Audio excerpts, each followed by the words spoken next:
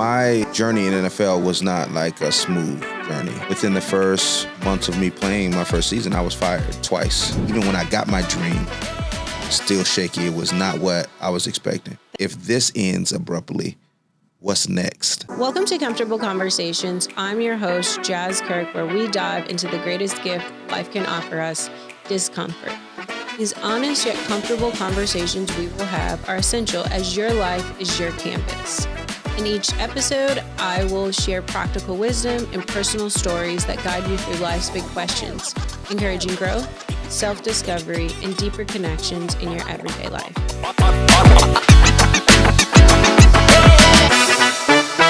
Today's guest, I want to start by saying there are some people who defy the odds, and then there are those who redefine them. Justin Forsett is one of those individuals whose life reads like a masterclass in perseverance, excellence, and heart. A former NFL Pro Bowl running back with a 9-year career in the league, Justin has made his mark playing for teams like the Seattle Seahawks, Houston Texans, and the Baltimore Ravens, just to name a few, earning the respect of his teammates, fans, and opponents alike, not just for his talent, but for his grit and grace. But his story didn't stop at the final whistle. After the NFL, Justin did what only the boldest do. He built again. He became the co-founder and CEO of Hustle Clean, a multi-million-dollar wellness brand built on the belief that everyone deserves access to health, hygiene, and dignity. What started as a locker room idea is now a nationally recognized brand sold in places like Target, Walmart, and Amazon, and backed by some of the biggest athletes and investors in the game. Justin is not just an athlete or an entrepreneur. He's a visionary, a family man, a man of faith, a leader who continues to move with humility, discipline, and deep purpose. I'm going to keep going, y'all. This is awesome. He's a graduate of the Harvard Business School Executive Education Training Program. Justin is an expert on resilience, entrepreneurship, leadership, overcoming adversity, and success. So it is my honor, y'all, to have Justin Forsett, this powerhouse, this change maker, today on Comfortable Conversations. Justin, welcome. Thank you. That was an awesome intro. I appreciate that. Listen, I really was like, man, this guy has done some amazing, amazing things. So, how are you today? How are you doing? I'm great. Blessed. Living and thriving in the new normal. Yeah. So just to jump right in, what discomfort led you to this version of yourself? I feel like there's a series of discomfort that led to this version of who I am today. Mm-hmm. As a child, I was on the undersized kid that was a middle child that had an identity crisis early on. Okay. Didn't feel like I got the best of anything. Didn't feel like I fit in anywhere, and just had to hustle and fight for everything that I got. Financially unstable growing up, which put this hunger and desire for more inside of me, and I had this chip on my shoulder. And as I continue to get older and fight through obstacles and opposition and discomfort, you know, what's inevitable in this life is more is going to come. Once you graduate from one level of discomfort, more discomfort may show its head. And I think more of it's been internal as I get older. And I would think back to even a couple of years ago where business and life was just hectic and crazy in a lot of ways. And for me, I am very much an achiever. Yeah. I love to go out and conquer things, and I'm gonna go after it, or I'm gonna die trying. It's kind of the mindset just I've been built and raised to just push through hard things. And I got to a place in my just entrepreneurial life in which I realized this good thing that I was doing had become an ultimate thing. And it was eating me up on the inside because I'm usually the strong friend. I'm usually someone that people go to for support and help. And I realized that I was a mile wide and an inch deep when it came to personal relationships with myself. Oh, wow. And in the midst of that, I feel like God was showing me in that moment that I need to open up and I need to spend more time, being more transparent and being vulnerable. And that vulnerability was not a sign of weakness, but a sign of strength. And I needed to embrace that. Okay. You drop, like in the first minute and a half, you're dropping gems on us. So even discomfort, like how you're addressing it, meeting you several times. And like when you you graduate from one, it's just you're taking the next class for the next one. So where is your mindset during like even your first discomfort that's happening in life? What was that first discomfort? Was it being a middle child? Does it go to when you're in high school? Are you playing football? Is it going to the NFL? What was that first, like, if it's graduating from being the middle child to the next discomfort? Yeah, I would say early on, it was the middle child thing. Never feeling like I got the best of anything, or like I said, fit in. And I had to wrestle with that thing. It wasn't until like I started really to diving deeper into my faith that I could find my identity in God and not necessarily how people viewed me or perceived me. And I started getting comfort in that and peace with that and being my position, because I just felt like, where I'm weak, he's strong, and that there's nothing I can't do when I'm powered by faith. Yeah. And then that led into like, sports. I had, because of the financial hardship that we had early on, I wanted more for myself and for my future family. And that fight and that desire to do more for my family was kind of birthed out of that hardship and difficulty. A need. Yeah. Like a need for something different. It wasn't, the example wasn't set for you. So it was more so like living out a dream. Yeah. I mean, back when I was growing up, unlike my kids and what they deal with now, is what I tell people is it's like I had to grow up a lot faster. And a lot of us did because, whether it's, no fault to our parents, but, if you dealt with humble beginnings, you just wanted more. Like you felt like you had to work. You felt like everybody that I know playing sports was like, man, I got to get my mom out. I got to get my parents out. Yeah. I want to do more for them. And it just forced me to kind of think about those things earlier than the normal kid. Was like, how can I make that happen? And football just became that passion. But quickly I realized that, I was kind of the underdog right off the bat. I didn't fit the typical mold of a football player. So I had a lot to overcome in order to make it to my dream, which would be the NFL. But that would be that graduation from that one discomfort for the next, and fighting and battling and overcoming, persevering through those things. So what were those actual things? Like, one, I want to know, where did you grow up? Mm-hmm. Yeah, I grew up in a little town called Mulberry, Florida, which is in between Orlando and Tampa. Okay. The big city that we have next to us is Lakeland, Florida, which is like the home of Publix grocery store. Which if you know Publix, yeah. Man, they got some good sandwiches. Yeah, the bakery. yeah. Okay. That's what I grew up on, and so I was there in a little small town. Not a lot of people make it out to accomplish their dreams and goals and aspirations in life. Hardworking people, blue collar. Phosphate mining industry is huge there. We have a Badcock Furniture, which is a furniture store there that people go into and work in a warehouse, or you can go to work at Publix also too. So there was a couple options.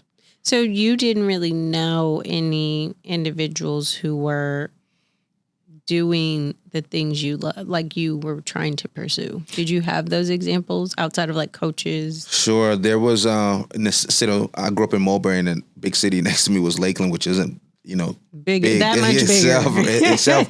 But there was a guy named Ray Lewis that was from Lakeland that I didn't necessarily see him physically growing up, but you would always hear his name was Baby Ray. Like we call him Baby Ray, and from where we're from, he eventually become a Hall of Fame, one of the best linebackers, defensive players ever to play our game. But that was the closest that I got. And then we had one football player from my high school that went, but he played a different position than me. That went, but again, way older than I was. My biggest role model was my uncle growing up. He was the first one to go to college on a scholarship. He went to Rutgers, and wherever he went, I went. So at an early age, when he was working out, running, lifting weights, I was right beside him doing the same things. And that was kind of the role model and example that I had.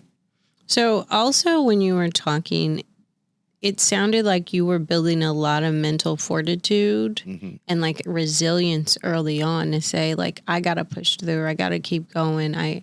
As an underdog, you're building these skill sets. And maybe, is it knowing that you're building them? Or are you also, how is your mental health during this time? I mean, I feel like you don't know what you don't know. Yeah. And my mindset was like, just don't be denied. Like, I don't care what obstacles in my way, what barriers are in front of me. It's like, I'm going to go after it with all of my heart, with all of my might, with all of my soul. I'm going and pursue this dream because I wanted that much. And it wasn't like things were easy. Like I was just so naturally gifted. Now, I was gifted and talented for sure in the sports realm, but it wasn't like something like a LeBron James. I wasn't a prodigy or anything like that. But that was my competitive advantage, was I wanted more for myself, and that why pushed me because I wanted betterment of my family as well. And there was nothing that was going to stand in my way, whether it was academics, I was going to be on top of it, whether it's girls at the time, it wasn't going to stand in my way. I just had a singular focus that I believe that anything was possible. Yeah. But you also, I'm reading this book by Simon Sinek, Start With Why. Yeah. And early on, I think people don't go that 5 levels deep of like, why do you want to do this? Because all these obstacles will come and distractions. And if you forget your why, or your why is not rooted enough, it'll be easy to go in a direction and be like, okay, now let me go back to what I was doing and go in another direction, and let me go back to what I was doing and go in another direction, and continue where you're not as strong. Like each time you're weakening the thing that was your why, and you're going back to it as if, is this the thing that I really want? When it's like, yes, you got to just keep at it. Yep. So that's really awesome to hear you speak on that and like have that why very early on. Yeah, I say that my why was greater than any pain or obstacle that I would face. Because the obstacles that we had growing up, it resonated me in a real way, in which, like, I was in this interesting kind of duality, if you will. Like, I was both chasing a dream and also running from a nightmare. So there was this push of, man, I need to go and make a difference. I need to go accomplish this goal that I have for myself so I can survive and thrive. But also, I knew I couldn't go back. Yeah. I couldn't go back to that. And I knew that deep down into my bones that wouldn't be the case. And so that was the push. That was the why. And whatever I was facing was nothing compared to that.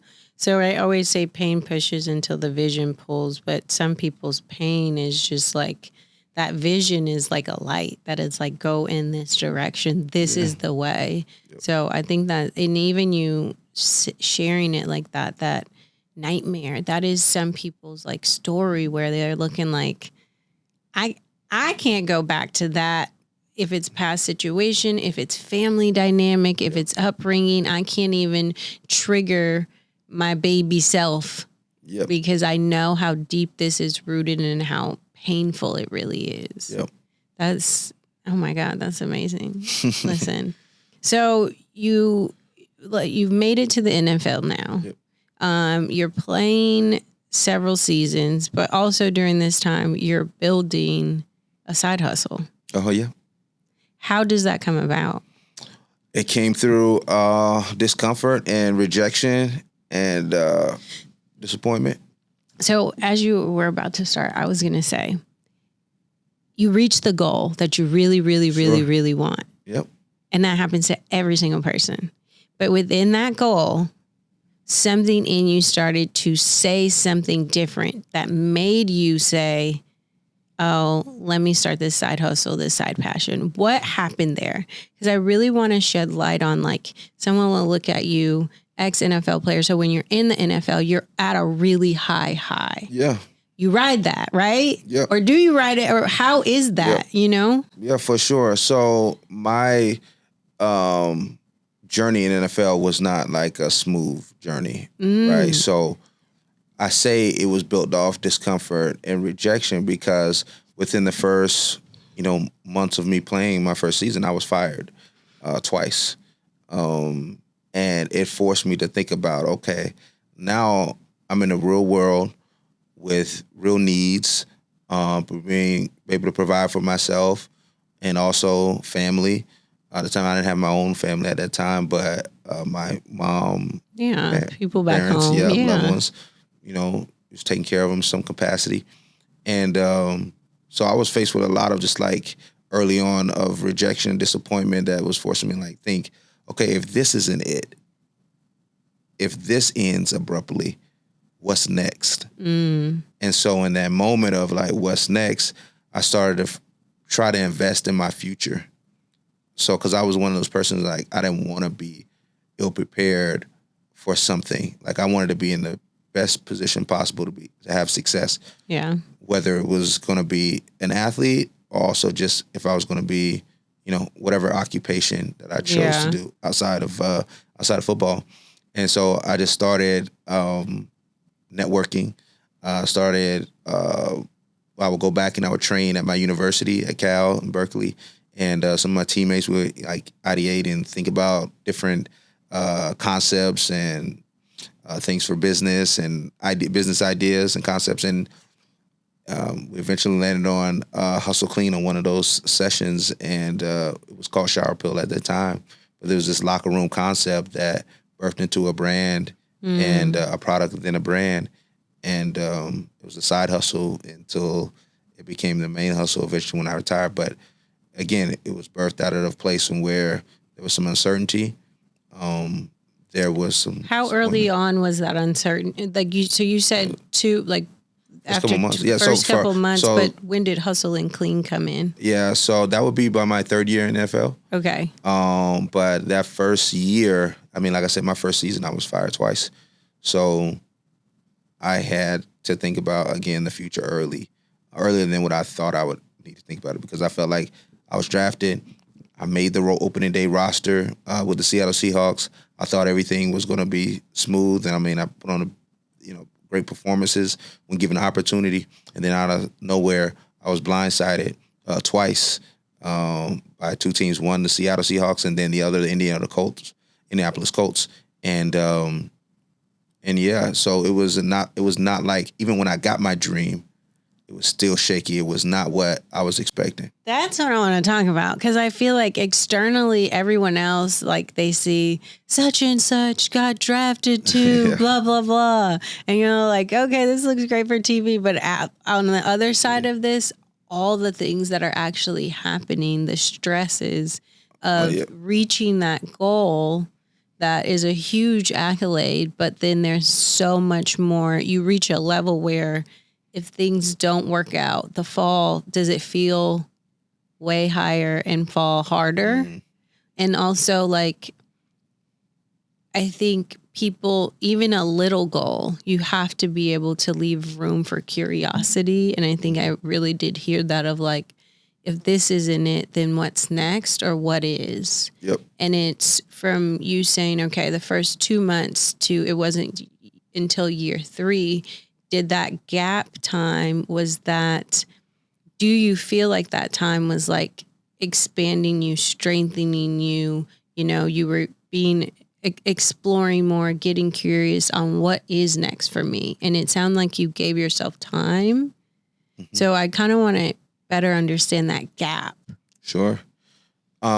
It's one thing to reach a goal, and it's another thing to maintain in that goal and continue to grow and thrive in that goal that you have, because it's a lot of people that can make it to the NFL, but it's not a lot of people that can play and sustain, 9 years or 10 years in NFL. So I just didn't want to have, the goal wasn't just to make it. The goal was to make it and thrive and make a name and have an impact when I got there.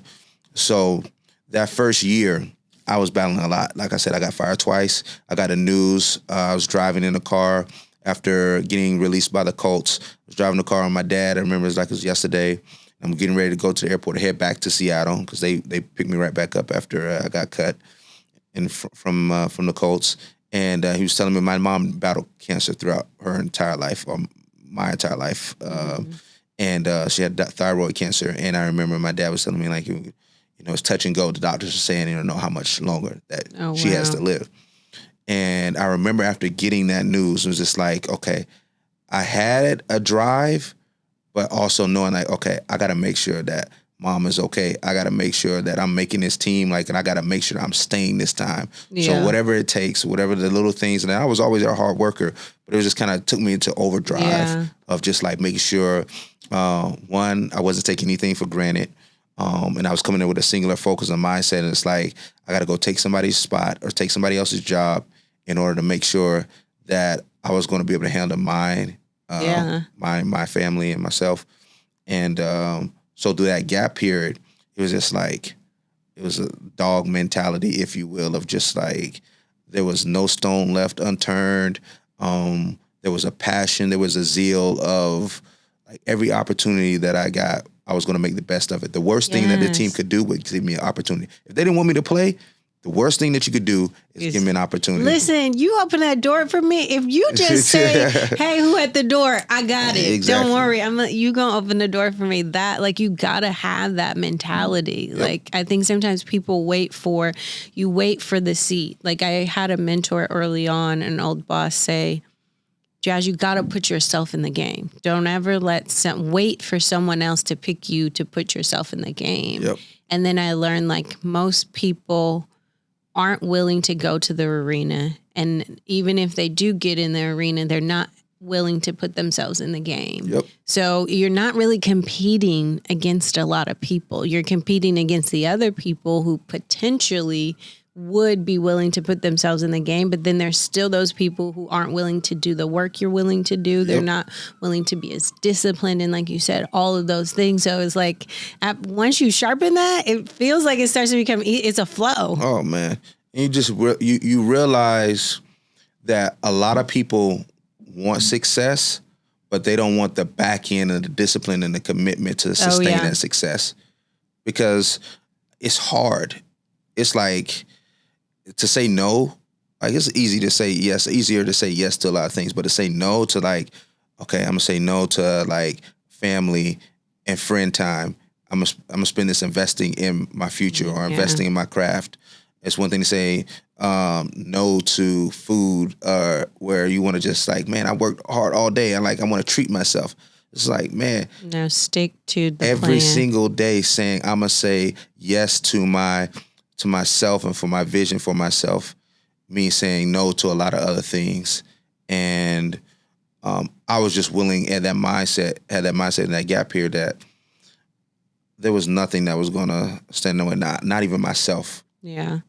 Your whys are strong. Like, I hear those whys rooted so deeply that I think that, and I brought this up earlier, when your why is strong, the distractions, it helps when the distractions come. You got to root it. Like, yes, you plant the seed, but when people think about the seed being planted, you have to first dig out the dirt, right? Yep. And then you put the seed, and then you bury the seed and plant it in a firm, stable foundation, because when the conditions come, it could uproot it. Yep.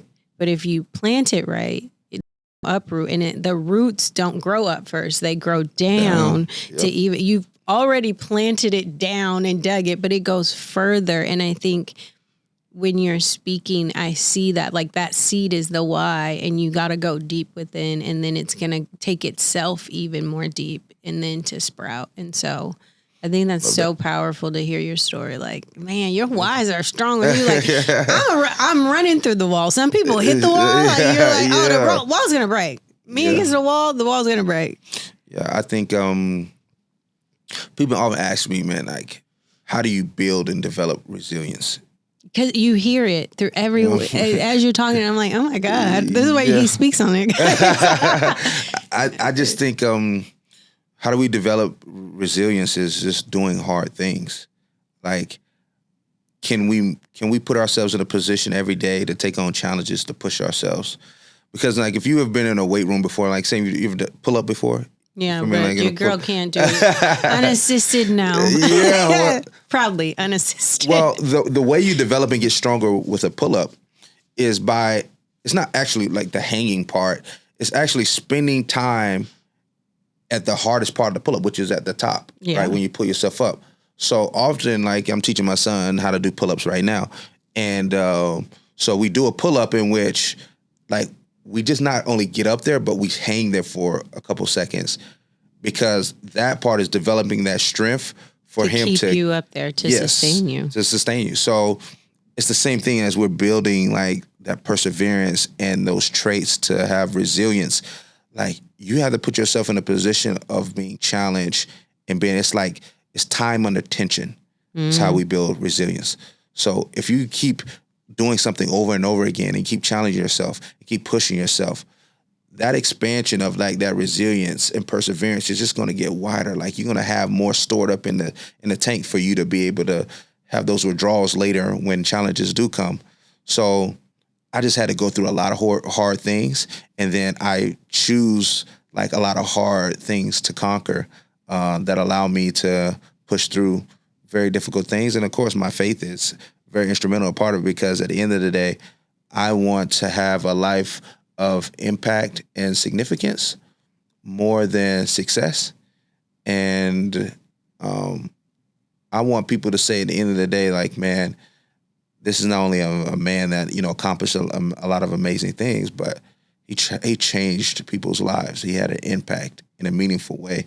So I think what I'm also hearing is, one, when you're sharing this, it's that exposure. You have to expose yourself to the difficulties and not look at it in your mindset as you're exposing yourself. Sure. Granted, the pull-up is the example of the muscle memory. The muscle has to remember, I've been here before. Yep. But when your eyesight, when you think of you're in obstacle, it's vision, right? You know, if I'm seeing myself in this difficulty, I also know how to see myself out. But that is through the mindset. And you've cultivated mindset to say, oh, this challenge is here to help build me. Versus a lot of times obstacles come and people are in one victim mentality, or they're like, this is the worst thing ever, and over and over and over and over and over again. They're just repeating the same thing and not recognizing like, ooh, this challenge is kind of like, play with it. This is going to be fun. It's an opportunity. It's an opportunity. And it's awesome to hear you've began to look at that and shift that mindset. And that comes to that mental health piece of like, how can you build mental fortitude and mental resilience? It comes with the mindset shift. The mind is probably the most powerful tool. And I talk about eyesight and vision. I always tell people like eyesight and vision is like what you see right now. It doesn't have to, you're seeing with two eyes, but if you close your eyes, what do you feel? What is your reality there? Yep. The shift is critical. Like if we're going to grow. Like me seeing opposition as an opportunity for growth was a differentiator from me and my competition. A lot of times where people will see dark times or change or uncertainty, I would see it as an opportunity for me to become more creative, more resourceful, more innovative, or to get an edge on my competition. And realizing that if things don't challenge you, it won't change you. So embracing those things that people run from. To be an entrepreneur, it takes a whole different mindset and a level of insanity in order to say, I want to start a business. Like, it's the mindset of a lion chaser. I attribute every entrepreneur as being a lion chaser. Like, we go after things that scare most people. Yeah. Because I don't think because I was Jim Collins from Good to Great. I think this is the book, and he talks about the enemy of great is good. Yeah. But I think the enemy of great is actually fear. Yeah. Because a lot of us are too afraid to fail, to make mistakes, or have the perception of that we don't have it all together, especially in this day and age of filtered reality through social media. We always show we only show our strengths. We never show our weaknesses or brokenness. Like those moments, we have to have that mindset. We're going to embrace the challenges because those things shape us and develop us into the men and women and that leaders you are. that we want to become. Right. It's and you started out with this as one of those discomforts that recently it's vulnerability. And I feel like I have a very similar story of leaning into vulnerability. I'm actually reading The Power of Vulnerability by Brene Brown. Oh, yeah. So I'm just like, my God, I'm taking notes. Yep. But it wasn't until even starting this podcast and the storytelling aspect, I'm like, the discomfort gives us the meat that we really have within our stories. Like God really knows. And I've always said this to people. He knows your pit stops along the road. Yep. He knows if you're going to be the one who needs the scenic route. He knows if you're the one who, needs to go to the bathroom every 10, 50 miles. Like, so we have to enjoy this part, every part of our journey, but also that vulnerability piece is the connection to people. And with social media, you do have, and even in entrepreneurship, I started to see so many people are like, it's going amazing. And then I did it. And then I was like, well, I'm not leaving room for people to help me. Exactly. I already look perfectly perfect. Yeah. And then when I speak, I'm acting perfectly perfect. And it's like, I've always gotten asked, like, I don't like hearing fake it till you make it, because I'm like, but if you fake, where do you stop faking it? And then leave room for people to come help? And there's a difference with being really great at and like putting your best foot forward and putting that effort versus like faking how to do something, faking whatever, because it doesn't lead to anything. It's on a path going nowhere. Yep. So when you leaning into the discomfort of vulnerability for you, how was that early on? Yeah, it was difficult. Like I said, leaning into that vulnerability because, again, I was perceived as the strong friend, and I'm always helping and pouring out into other people. So it's kind of a, uncomfortable place to be in, asking for help. And I love you say that, fake it till you make it. I mean, that's an adage that I grew up on, and, like most people took that on and, it's like just push Kept through it, yeah. and keeping it. But I feel like you need to get real so you can really deal with the issues that are really burdening you. And for me, I think for me, I got to a place where it got so bad and it was so heavy that I had to release it, or I was going to explode internally. I mean, it was getting so bad in which, like, I was just pushing through because I realized that I am finite. Yeah. And I got to that point that we're all going to come to a breaking. And I was getting to the point where it's just like, okay, I'm too stressed. I'm waking up in the middle of the night. I'm staring at the ceiling, trying to figure out, okay, God, what's going to happen? Something has to give. And I remember I was out at a little retreat, and God gave me this like image of a spotter in a weight room. And imagine this with me. So there's an individual on a bench press machine. I'm doing a lot of exercise examples today. No, it's fine. Y'all need to work out. That's what he said. So there's an individual on the bench press machine, like bench pressing 400 pounds. So heavy weight, about 20 times, easy. There's another individual next to him, bench pressing 100 pounds, so significantly lighter weight, but he has a spotter. And he's pushing and he's straining for every single rep to count. Now, if I ask you who's the strongest person in that scenario, you probably say, of course, the guy lifting 400 pounds. He's lifting significantly higher weight. But I have a different perspective now. What God was showing me on this mountain at a retreat is that the strongest person in that scenario is not the guy lifting 400 pounds, it's the guy with the spotter. because the guy with the spotter realizes in order to go to a place he's never been before, to do something he's never done before, he must be strong enough to admit that he needs help. Oh my God. So I had to get to a point where it's like, man, it's real. Like, it's not important to appear strong.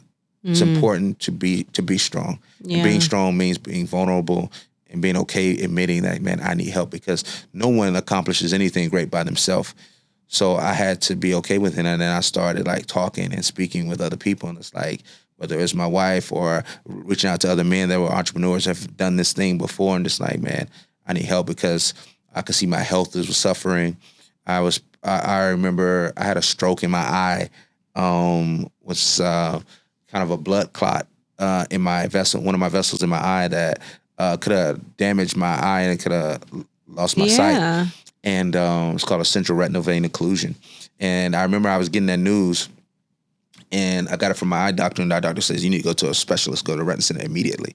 And I remember on our way to the specialist, I was taking a call from an investor and pitching during that time. And the investor was like, hey man, if you need to go take care of your business, go take care of your business. And I was like, yeah, man, I'm doing too much if I'm having something that could be life altering happening in my life. And this is my focus, but you had built and there's a thing to this, like, yes, you've built the mental fortitude. Yes, you can persevere through a lot, but then you have to even go back to the sustainability piece. But how long does this sustain me? Yeah. Right. And I think it's beautiful to hear, like, you leaned into the vulnerability and the discomfort and asking for help, because most people have, well, if I ask for help, they think judgment. They're going to judge my circumstance. And I want to share this. You have to have the right community and people to be vulnerable with. Yeah. Because if you're being vulnerable with people who cannot hold safe space for you, those are the people who then begin to judge you, shame you, blame you, and then vulnerability becomes weaponized at you. Sure, yep. Versus when you open up to people who got space for it, man, you feel like the elephant took his foot off your chest, and you like, this is how breathing feels? Yeah, so wholeheartedly. So I definitely want to preface that of, like, you actually had the right people. You built your foundation with the right people, that when it was time to say help, you had the right help. Yep. How do you, when you speak on vulnerability, share that to people who maybe don't have that, right? And so asking for help, they're like, it's real tears, it's real pain for them, it's real unpacking of, like, this is childhood trauma. I never had help from a 5-year-old. So I just learned to do it on my own. And now I'm so independent that if someone does the simplest thing for me, I kind of feel like I need to repay them back. Sure. I feel like you have to understand, you get to a point where that's maturity or just wisdom of the age, is that the real strength is not pushing through. The real strength is letting go. Yeah. And surrendering those moments, knowing that you've done everything that you could do. It means that you've left no stone unturned, but also holding space to say, man, I can't, like, I got to have this thing. This thing cannot have me. And I have to be able to say, man, I got to release this. I need somebody to talk to. I got to be vulnerable and transparent with somebody, with the right people to help me through this. Because, like, as I look back, even throughout the course of my life, I think we fool ourselves in thinking that it's our own strength that we make it on our goals, like with our own, like, mental fortitude and strength. But as I look back on my life, like, there were people every step of the way that was pouring into me. There were the footprints in the sand. Yes. When you see that verse where it's like, God, where were you? And he's like, I was right carrying you. And there's so many seasons that I look back, and even now I actively share to the people in my life who are like, I know they are just like, they're carrying me in some moments. Like, thank you. Yep. Thank you for asking the hard question. Thank you for just showing up for me, because it meant something to me. And, like, even to your point, I had a moment where, granted, it didn't physically, I was beginning to, my weight was gaining, and I was like, something's wrong, because I'm working out like crazy. And, like, my body is like, betraying me. But I started to feel this. I'm a runner, and I would feel like even when I wasn't running, my mind was running. And I'm talking about sprints. And there was a moment that I was like, and I had started to physically walk more in life, because I was like, I can't keep running. I knew I couldn't keep running. I just knew. I was just like, this isn't healthy for me, man, because I feel like my mind is running, and I'm trying to tell it, like, we're walking today. Yep. Let's walk. But then it gave me, when I started to make space for myself to say, okay, I need to start slowing down essentially the pace, because I started to think about, I can't sustain myself at this pace. Yep. Like, I can't sustain my business at this pace. My health can't sustain itself. The goals that I want to reach next, I can't be this version. Yep. Or it's not going good for anybody. And I remember I dealt with something really, really traumatic, and it was the first time, and I recently shared this with a friend. Someone was like, oh, we were so they were worried about a decision I made. And I was like, what you guys don't realize is I always break, but I always broke in private. So now, because I'm more vocal, you assume that is the first thing that broke me. And in reality, it's been things breaking me, but I never shared it. And so now I'm grateful for that moment that broke me open, because it made me say, I'm not putting the pieces back together. I love that whatever broke was like a breaking open, and like the burst of jazz came out. But then I also began to cultivate my voice, even why I'm able to have a podcast now, because I'm like, oh, your voice is ready to speak. You're ready to start getting on stages and talking to people, because that vulnerability piece came in where I'm like, I need help. I can't save you anymore, because I know how to show. And I was a strong friend. I'm showing up for every single person all the time. And then I'm like, but y'all don't see that is killing me. I'm exhausted. I'm looping in my mind. And when I started to, even with my family, was one of the first times I was like, hey, I can't show up for you. And it was hard for me, because I'm like, this is disappointing them. And they were really angry with me. But I was like, I have to show up for me, and I have to start choosing me. When you're out there and you're playing kickball and you got to pick somebody on the team, I'm like, you have to start picking you as your number one player. Yep. Or you're picking Bob and Sally first. You can't. You got to pick you first. Sure. And so vulnerability became something but I did start to share, this is what's going on with me. And the people who I started to also learn, and I had to learn this through experience, some people can hold space for that. And it just helped me learn, like in reading, engaging people, like this person has the capacity for me and this person doesn't. Yep. So it's not shut off the vulnerability switch. It's they just can't hold that. You don't have to give vulnerability to everyone at the deepest levels. I think one that's beautiful, but also I think as entrepreneurs and leaders, we see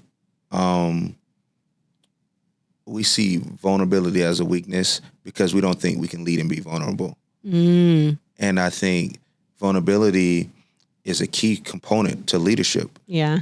Because I think about everybody that I've ever followed is like this level of transparency that allowed them to have influence over my life. Because I mean, I was to a point where it was like, man, I want to lead these people. They can't see the weakness that I have, because then they wouldn't want to keep coming to me for support or for advice or for insight.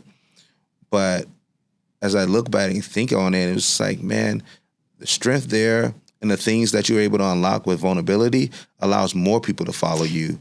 It allows more people to want to come to you for advice and support. Yes. Because now you're being real. It ignites the soul. It's like the soul, the spirit, and the body come together, and they're like, "Oh, I can see you now. Yeah, the real you is here. We love you. Yeah, welcome." And so for me, I'm like, vulnerability queen. I'm so open to sharing and but I'm also very clear on who can hold space. Yep. But I also encourage people to be vulnerable. But it took someone to say, Jas, be more vulnerable. And I was like, this feels like I can't. Yeah. I was like, hold it up for dear life. Like, absolutely not. I cannot let people in. I cannot let people in. It was the same way with me, because it's like, man, I have this go-getter, achiever mentality where like you show no weakness, because if you think about my childhood, everything was like I was the underdog. So I had to present stronger than I actually was all the time. And so I was constantly trying to show people that I deserved to be here. Yeah. And I couldn't show the weaknesses. So even if I was hurting, I couldn't display that or say that, because they would use it against me and they would weaponize it against me. Right. And getting to the point now where I am with vulnerability is just like, it's a beautiful place to be. Because now I can be okay with being open and transparent, and knowing that now I have people that can actually support and help me, and I don't have to do it alone. Yeah. Or walk through this life or journey alone. I got people that have my back. Oh man, I love that for you. I love it. Often it's like I love this for you, but I hate the inception point that had to happen for that to click, and I feel like for myself too, but then I'm like, nah, I wouldn't take it away. Like I still made it to this far, but it's also like, it's so beautiful.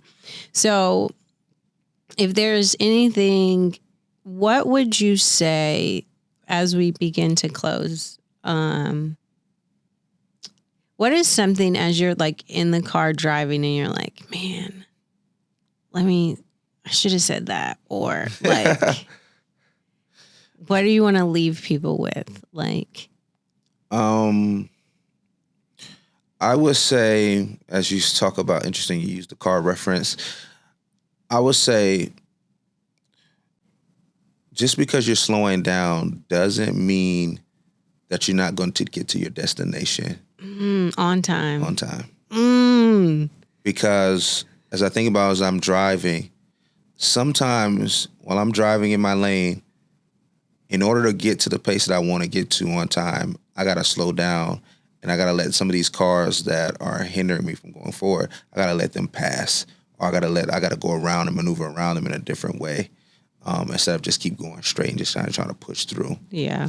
And so we have to get to a point where we can eliminate this toxic hustle that we have within the culture. There's a great book by John Mark Comer that's called The Ruthless Elimination of Hurry. Okay. And which is just an amazing book on just like, pressing the power of the pause. And in the Western world, we've gone accustomed to just this hustle and go, go, go. But I think one of the most beautiful things that happened to us was COVID in a lot of ways, because it forced us to slow down in a way and made us see what was important to us, and prioritizing mental health and spiritual health and all those great things that allow us to show up as the best versions of ourselves at the end of the day. So I would say, just because you're busy doesn't mean you're being productive. Embrace the pause throughout your day and take time for yourself. And that could be being vulnerable, opening yourself up to new conversations with friends or relationships that you have. And from there, you'll see great growth. And I feel not only internally, but externally in some of the businesses and endeavors that you're involved in, you'll have a level of impact that you've never experienced before when you start to slow down and be vulnerable. Oh, man. Y'all, so when we're prepping for the episode and I'm sharing like, hey, this is the direction I want to go with the conversation and everything, I shared, so this is I took 2 months off from podcasting because I had some just personal things in life happening, transitioning the business. I had an abundant 21 episodes launched, 4 in the bank, and something in me back to, I was like, you're running at full speed and you don't need to be. And when you talk about this pause, I always encourage anybody, like, it's okay to take a step back or even take a moment to find stillness so you have clarity and remain proactive versus reactive. Even in business, like, you can get to a point where you're so reactive and then you don't have time for that pause and you're stumping on the brakes. But as you were saying that, it just even made me like feel so good about, like, this is my first episode recording coming back, and I'm like so great. Like, I feel already ignited when I walked back in, like, yes, like the amount of studying I've done in 2.5 months off, the amount, like, there were other things happening and like panels and all of this going on and speaking opportunities, but you're just even encouragement right there. Cause of course I shared it to you and I'll share it to you guys. Like, the conversation I'm having with Justin really is like God is speaking through him to me through his story. And so the first is like 1 and 2 were impacted, and then it goes to you guys 3, 4, and however many. So I just like, it was that reassurance of like, you need the pause. Like, there's moments that are like, man, I should have took time off. People are going to think this, but then I'm like, no, but the work that got done in that pause was so necessary and so needed. So just to end with like even my own story, I'm like, we're all just on a journey unfolding always. Yep. So thank you for joining us today, Justin. My pleasure. Thank you. Oh my God. Thank you for joining me, Jas Kirk, on Comfortable Conversations. Remember, the greatest gift life can offer you is discomfort. It's what shapes us, teaches us, and helps us grow. If today's episode resonated with you, share it with someone who might need it, and don't forget to subscribe so you never miss a conversation. Until next time, keep embracing life's challenges as opportunities to create your masterpiece. Your canvas is waiting. Go paint it beautifully.